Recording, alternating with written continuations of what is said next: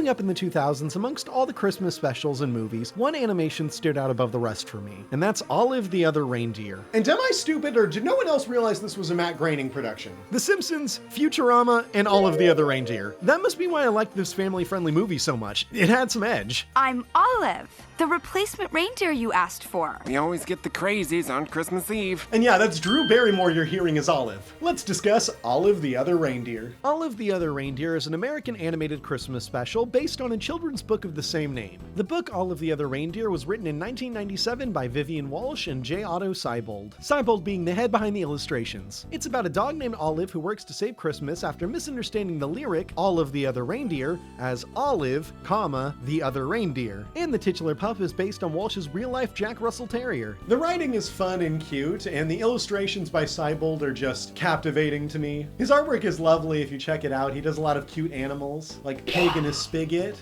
or Monkey Business. He has this other character, Mr. Lunch, who actually looks a lot like Olive. While researching this video, I discovered there was a spiritual sequel published in 2004 for Valentine's Day called Olive My Love. A little late for a sequel maybe, but the animated adaptation that we all grew up with actually came out much faster, only 2 years later than the book. It was executive produced by Matt Groening and Claudia De La Rocca. De La Rocca was Groening's then assistant on The Simpsons. She also produced tons of episodes of Futurama and recently in 2019 produced the short The Fight Before Christmas. Matt Groening is obviously known for The Simpsons, Futurama, and Disenchantment, but at this time Futurama had only just started, and Groening used his own production house, Curiosity Company. They're the ones who sound like bloop, bloop, bloop, bloop, bloop, bloop, bloop, bloop. And while it originally aired on Fox, Olive has been broadcast on a lot of other networks like Nickelodeon and where I saw it, Cartoon Network. If you've seen Olive the Other Reindeer, what channel did you catch it on? There's a claim on the Olive the Other Reindeer Wikipedia page that it aired alongside Futurama, but I really couldn't find any TV listings to corroborate this. Maybe it played before, but what played after Olive the Other Reindeer was the PJ's Christmas special. That's another show to cover. Eventually! While they may not have shared airtime, Olive does share a lot with other works from the Groening-verse, but we'll dive into that in a bit. First, let's go over what actually happens in Olive the Other Reindeer. And I mean Olive the Other Reindeer, the movie animated adaptation, not the book, since they are two vastly different products. The book's a simply sweet tale about a dog who thinks she's needed at the North Pole to be the other reindeer. She takes a couple of buses to get there and helps Santa and his crew get out of a few wacky obstacles. The movie gives Olive a penguin sidekick named Martini who sells dirty magazines. I'm not kidding about that, there's a line. Yeah, they fired me.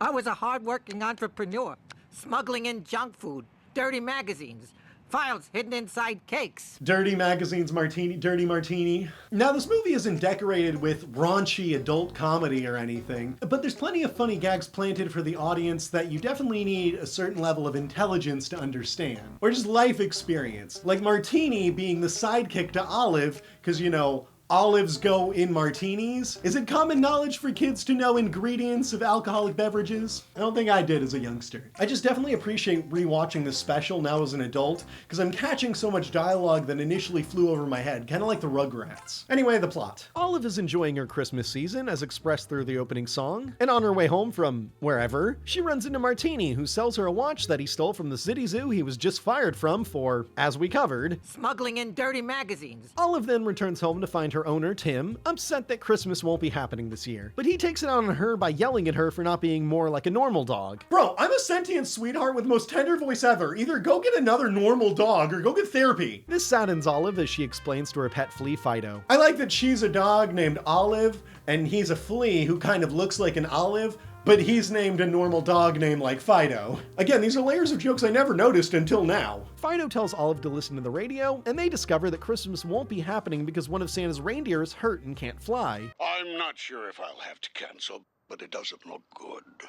Maybe somehow we'll make do with Olive the Other Reindeer. But if not, Merry Christmas anyway. Fido misconstrues Santa's phrasing to mean he is talking about Olive as his other reindeer. She's skeptical at first, but it would explain why she's not like a normal dog. She's a reindeer. Then Tim returns to apologize to Olive, which Fido mishears the apology and relays to Olive that Tim's going to replace her with a new dog. And wait, how is his flea hearing better than her dog hearing? What is it? High-pitched sound only I can hear. You even addressed this movie! No, oh my god, no! No, I found a plot hole in Olive! Now I'm on my heart's naughty list. So Olive sets out to the North Pole to be Santa's saving reindeer, save Christmas, and make Tim not want to replace her with a new dog. They're crying in the meat aisle. Talk about emotional stakes. Along the way to the bus stop, she runs into the antagonist, the postman. Aren't you going to kick me or spray me or something? No, not today. Wow. Okay, Tim may have been yelling at his sweet dog, but this jerk-off is assaulting her. That's it. Calling the number on the back of his truck. And the postman here is voiced by Dan Castellaneta, who's mainly known for playing Homer Simpson, but this voiceover performance is like the same voice that he does for the robot devil in Futurama, singing and all. Here on level 1 of robot hell, but multiply it a billionfold and see why Christmas leaves me cold. And that's not a complaint, that's ear honey. The postman is happy Christmas is canceled, since as a postal service worker, he's burdened with a bigger load in December. But his villain saga starts when Olive tells him that she's going to save the holiday. As Olive is buying her ticket at the bus depot, Martini tries to join her. Come on, I'll pay you back later. It's Christmas. There's no room at the inn. Please. This is absolutely the last time I help you out.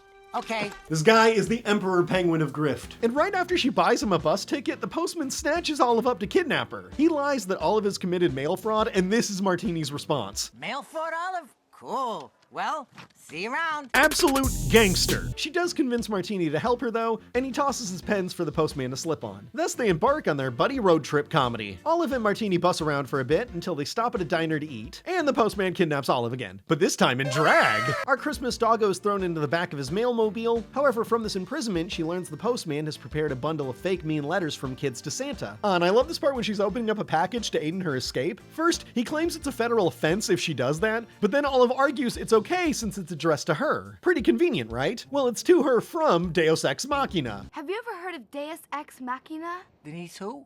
Look it up. Well played, Olive. Well played. She regroups with Martini and the bus driver and they continue on their journey. But not for much longer with the bus driver since he has to hit his route and can't continue on to the North Pole. So Olive and Martini check a nearby bar to see if they can get a ride for the rest of the way. That's when they meet Schnitzel. Rider.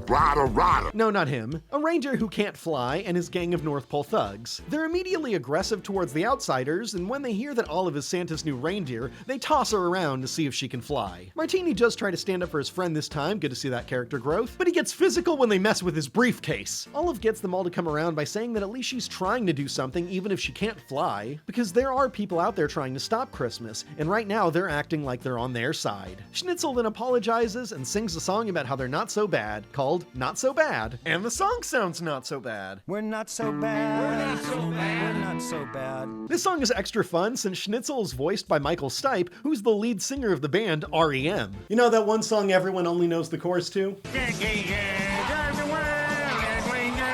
So Michael Stipe gives the pair a ride to Santa's. Not only do they have to skip past the media circus vulturing outside of Santa's workshop, but there's an elf gate guard who won't let them pass. Olive tries to sweet talk the gatekeeper, but it doesn't affect him. Luckily, Olive is drinking with Martini, who smoothly scamps her through. She's followed shortly behind the postman, who is planting the fake mean letters. Olive introduces herself to Santa and his crew as the reindeer he requested. Santa, just like Olive was, is skeptical at first, yet Olive convinces him to give her a shot. She also warns about the evil postman's fake letters and proves it by pointing out that they have no postage stamps on them. With newfound hope, the Jolly Red Giant and his 7 uninjured reindeer decide to fly with Olive in their missing spot. I love this element of the story, the fact that Santa and his reindeer were wavering on whether or not they should actually try to fly. Like, they already thought they might have been able to fly with only 7 reindeer, but were kind of not really excited about trying. Even if Olive isn't contributing anything to their flight, she still was the morale boost that they needed as a team to get them to do it. And they take off to commence with the Christmas tradition. The problems aren't over though, since at the first house, it's revealed that the postman swapped his sack of mail with Santa's sack of toys. He also kidnapped Martini earlier. Forgot to mention that. Olive uses her keen dog sense of smell to track down the postman, and she and Santa try to knock him off the road. The flying dog fails, but then Martini makes a jack-in-the-box from Santa's sack pop open, and that causes Posty to crash. Dude was driving like he was in Mission Impossible before, but a toy KOs him. Okay, with the toys back, Santa, Olive, and Olive the Other Reindeer complete their toy deliveries in a musical montage. And after it's over, I appreciate the sight gag of the name on the house being 2 Z's, like they delivered toys in alphabetical order. Just needing to return to the workshop now, they're having trouble seeing through the winter fog. So, like in the book, which is something I could not say often because most of this was extrapolated out of Matt Groening's braining, Olive is instructed to lead them home by sniffing for Mrs. Claus's cookies. Giggity. They successfully land and celebrate, inviting Olive to join in their reindeer games. Also, Olive is gifted a pair of antlers as a present. When our leading dog finally returns home, Tim is elated to see her. I mean, Fido misheard what Tim said, so it's not like he was ever actually mad at Olive, but it's nice to see Tim treat her kindly. Oh yeah, and Martini takes over as the postman, and the city zoo gets a new penguin. And that's all for Olive the Other Reindeer. Well, that's unless you have the DVD or VHS copy, because those come with bonus features. Such as this making of Olive the Other Reindeer behind the scenes documentary, which I'm sure I'll be using a good amount of footage from. I admit that I was a naughty boy and didn't buy the physical copy, but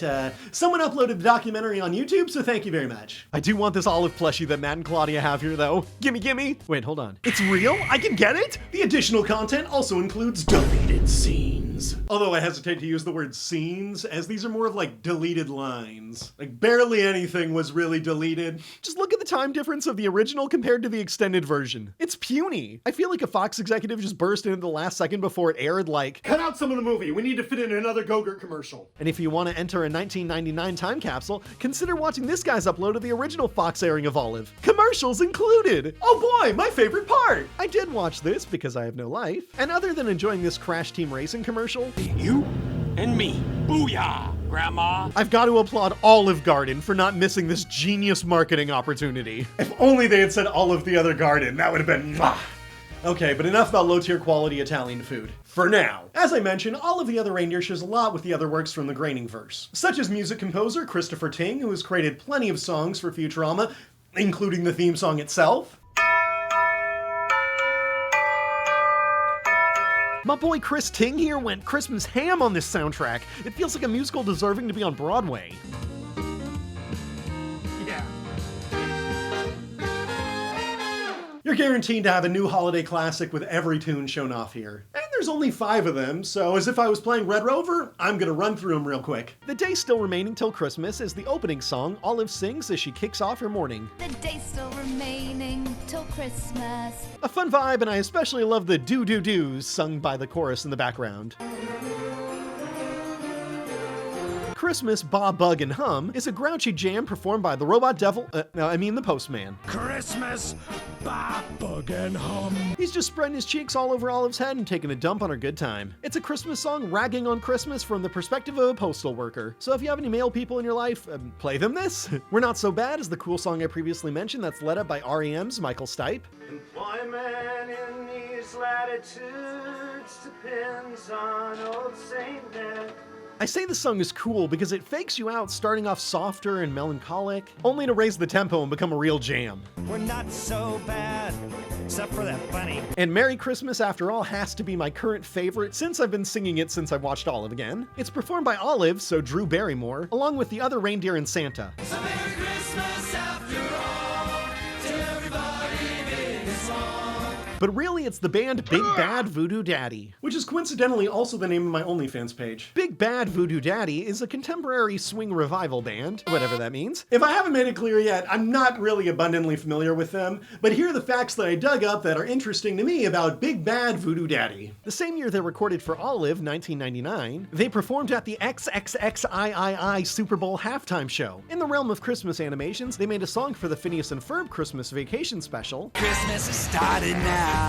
And in the realm of facts that sound auto-generated, Wikipedia claims band member Kurt Sodergren claims they played at one of Donald Trump's birthday parties. Hey, if Trump had him play Merry Christmas after all, I'm not sure if I can argue with his choice of tunes. Additionally, at the end of the film, they reprised The Day Still Remaining Till Christmas. No noticeable changes, though, from the first time they sang it. Still just a bop. Wonderful songs, and luckily this isn't like Urkel Saves Santa, where only the songs were good. The screenplay is also magical. Steve Young, the writer of the screenplay adaptation, also wrote on The Simpsons. Given it was just one singular episode, but it was an iconic one, the Season 8 episode, Hurricane Nettie. Hey, Season 8, that's Bill Oakley and Josh Weinstein. They made Mission Hill, and I've got a video on that one if you haven't checked it out. Great guys. And Steve Young seems cool too. The man may not write often, but when he does, it's brilliant. That's why his script for Olive the Other Reindeer got nominated in 2000 for an Annie Award, which is a high honor in the animation community. Olive, I'm from a zoo. I know reindeer. I worked with reindeer. Reindeer were friends of mine. You, Olive, I'm no reindeer. I've brought up how the voice of Homer Simpson was the postman on this, but there's other Groening alumni actors here too, like Tress MacNeille and Kathy Suchi, who do various characters. The most amusing to me though was this news reporter, who sounds exactly like the news reporter character from Futurama. It is also a time to remember the tragic suffering of the less fortunate. I've just learned that you'd better not pout, you'd better not cry, you'd better not shout. I'm telling you why. Is it a funny coincidence, or is this just like their go-to voice for a news reporter? The voice of Philip J. Fry, Futurama's leading man, Billy West, even comes in for a bit role. Are you going to the North Pole? Oh, the North Pole metropolitan area. And how you get more into the Groening-verse than Groening himself. Matt voices Arturo, this elf in the bar. Ow! Sorry, Arturo. My favorite character. Aside from Groening and Groening alum, the rest of the voice talent attached to this are phenomenal as well. Like the movie star actress who's voicing Olive that I name dropped at the beginning, Drew Barrymore. She's a well-known name who's acted since being the little girl on E.T. I appreciate her for her magnum opus, 50 First Dates. I unironically like this movie, shut up. In terms of voiceover, gotta love her as Jillian in Family Guy. Have you ever seen the sun and the moon in the same place at the same time? Olive and Jillian actually sound really similar because it's just Drew's normal voice, perked up to 1,000,000, but you know, it's so intoxicatingly sweet and nice to listen to that I don't mind. She's perfect for the archetype. Cool! Rock on, Brian! She does do a great job making her voice blend in with the dog barks, though. Like we have Ed Asner voicing the big man himself, and not God, Santa, even better. I know this guy as Carl from Up, but a funny thing I learned from TV Guide was that he first played Santa Claus in the 1996 TV movie, The Santa Claus Story. Then after playing Santa in Olive the Other Reindeer, he also got to play Santa in Elf. Screen Rant says he played Santa 8 times. He was Santa on regular show? Nice. There's your random fact for the Christmas party this year. Joe Pantoliano voices Olive's shady penguin sidekick Martini. Pantoliano has been in a bunch of TV shows and movies, and do I recognize any of these? Memento, I saw that. Wait, oh my god, he's the guy who got shot. Oh, no way, icon. If you like The Sopranos, he was Ralph Cifaretto. He was sucking a Cub Scout stick. In terms of voice acting, he played Peek in Cats and Dogs and Cats and Dogs 2, The Revenge of Kitty Galore. But honestly, what's super cool is that he was Luigi Gattarelli in Grand Theft Auto 3. 8-Ball's got some business upstairs. Or maybe you could do me a favor. That's why Martini felt like a GTA character. He was one. Peter MacNicol plays Fido, Olive's pet flea who incites the misunderstanding of all of the other reindeer. MacNicol is another well-decorated actor, but he voiced X the Eliminator and Harvey Birdman Attorney at Law, so that's all he is to me. My poker face. I don't even care who's the Mad Hatter in the Arkham games. Not even gonna bring it up. Tim Meadows, another hardcore veteran of film and TV, voices Richard Stans, the first bus driver who has also confused his name with a phrase before. I used to think the Pledge of Allegiance was about me, Richard Stans. It's not? Meadows has been in movies like Mean Girls and the Even Stevens movie, and even got to be a voice in Little Bush as Little Obama. Oh god, this is the second video I've brought up Little Bush. First Drawn Together and now this. Please don't make me do a video on Little Bush. His role isn't terribly significant here, but that exemplifies how Groening cared to get quality talent for every role, no matter the size. Jay Moore is the voice of Olive's human owner, Tim. Moore is a comedian, radio host, and actor who has appeared in some cinematic masterpieces, such as The Adventures of Pluto Nash and The Incredible Burt Wonderstone. You know, cinematic masterpieces of a poo-poo. Okay, Burt Wonderstone may have not been that bad. I don't really remember it, so that kind of told me enough. His character Tim is just a guy, so Moore admittedly didn't have to stretch his vocal range to hit the very average guy voice. Now let's direct our attention at the directors. The person who directed Olive the Other Reindeer was Steve Moore, and he was a bit of an oddball pick. He's worked on the animation for a bunch of amazing films, but his times in the director chair are not bad, but they're not outstanding. Unless you consider Timon and Pumbaa outstanding. Although his experience on Olive wasn't a waste, since he's actively directing Puppy Dog Pals on Disney Junior. The casting department had done a stellar job, so they really didn't need the strongest director, to be fair. At least for the actors anyway, because the visuals on this thing are incredible. Come on, just look at this. I'm not an animator, and I've got a terrible eye for keen details on that sort of thing, but I always knew I adored Olive's art style. It felt like a pop-up book playing in real time for you, and that's because it was. Matt Groening wanted to copy Seibold's visual art style from the book to a T, but it was still animated on a 3D plane. So everything would remain flat, but would still be moving moving on a 3D field that gave it sort of a pop-up feel. 2.5D, basically. Like the video game Paper Mario. They did actually have to animate the characters in 3D for the more dynamic shots. It's such a delightfully unique style, I wish we would see it more often. But hey, then it might lose its magic. Magnificent job from the director of animation. Speaking of which, the animation director for this thing was a shocking connection to find out. John Davis. That's the guy who created Jimmy Neutron, and less notably Planet Sheen. Groening sought out someone working on the cutting edge of 3D animation. He probably uncovered Davis thanks to his movie, Santa vs. the Snowman, which Davis wrote, directed, animated, just did most of the things for. That movie is exactly what it sounds like. It's over, Snowman. As soon as the presents are delivered, we'll discuss the terms of your surrender. So, you know, check that out if you want a little action this Christmas. But no matter what, I really would recommend that you check out Olive the Other Reindeer. Even if you've seen it before, I'm sure there's something new for you to catch. Even if you don't like Christmas movies, I'm sure you're gonna like this because it's just a beautiful animated story. Olive the Other Reindeer is just such a fantastic Christmas classic, especially if you want to feel that warmth and nostalgia from your childhood or whatever Jordan Fringe says. By the way, no, I'm not Jordan Fringe. I hope I don't get sued for copyright Jordan infringement. Hey, he doesn't have a trademark on titling his videos wait ... No, but seriously, if you had fun with this video, please drop a like on it, subscribe. I make videos on animated shows and I roast bad movies and other things. All right, peace.